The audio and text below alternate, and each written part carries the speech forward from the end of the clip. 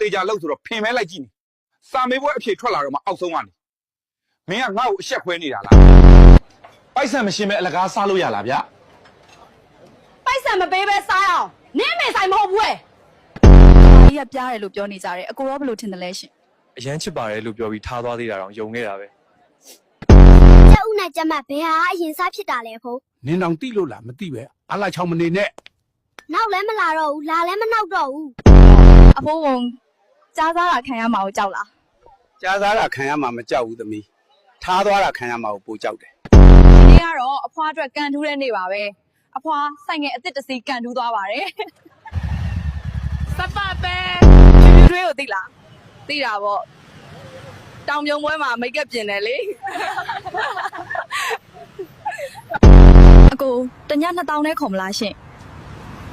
ကားပေါ်မှာပဲလုပ်လို့ရတယ်မလားညီမ